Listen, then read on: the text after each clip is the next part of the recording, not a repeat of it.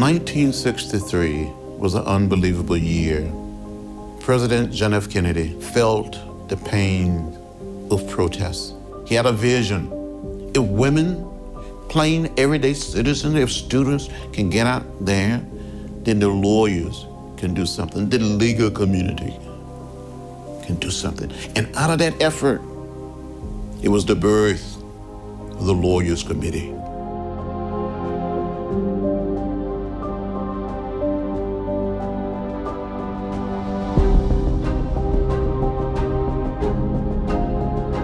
Right now in this country, we're at a time when confusion, fear, and even resignation seem to reign.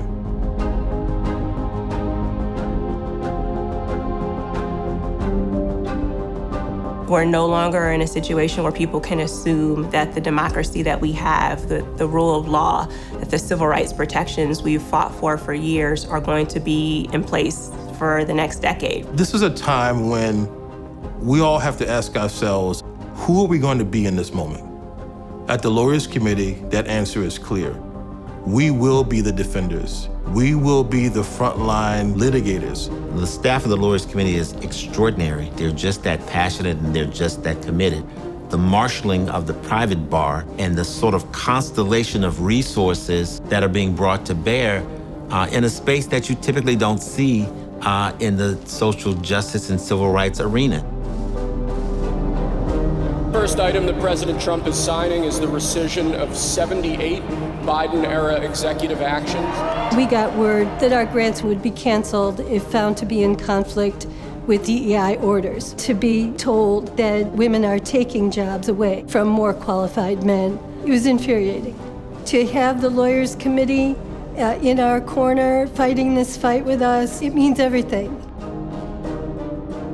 In December of 2020, white supremacists defaced and sought to desacralize our sacred property. And when our congregation sought to demand justice, the partners who stood alongside us, the Lawyers Committee, they are stewards of justice in a nation whose rhetoric of justice has always been larger than its justice ethic.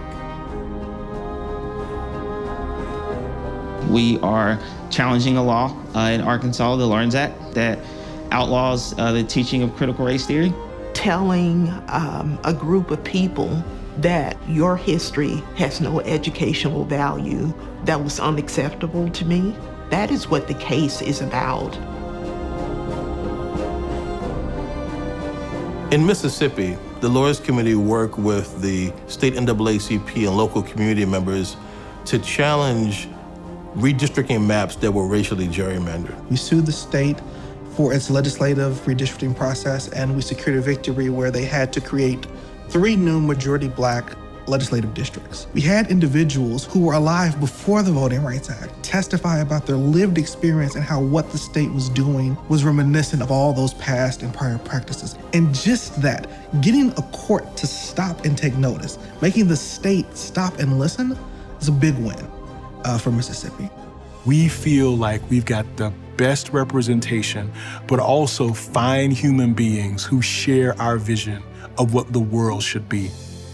I feel hope that there are organizations out there who really do care and care about justice and care about our youth. We're so grateful at the Lawyers Committee for our clients who have stood up because they put themselves on the line, not just for their own rights, but for those of everyone in their state and nationwide. And we're grateful to the law firms that step up and fight the good fight with us. This is truly an all-hands-on-deck moment in our history, and it requires everyone to really pay close attention to the attacks experienced by the communities that we serve. Failure is not an option when it comes to protecting and preserving our democracy. And so much of the work of the organization is aimed precisely at doing that. Diversity is not illegal. Equity is not illegal. Inclusion is not illegal. These are cornerstones of our democracies. They are concepts that are built directly into our nation's civil rights laws, and we won't stand silent when people attempt to distort those really bedrock concepts into something that they are not. Law firms are critical in this time for all of the organizations and people experiencing threats, experiencing damage from this administration. The only recourse is through the courts. It's a scary time for our nation when our very own government is unleashing unethical attacks on people simply for who they are and what they believe in. It's a time that calls on us to be brave, to fight back. There are those of us out here actually still fighting, and there's a lot of work we got to do. What we're up to at the Lawyers Committee is we're fighting back against the tide of regression, but we're also fighting forward to build new paradigms, new ideas, new structures and systems to bring full democracy to everyone. Full voice, full opportunity, and full power.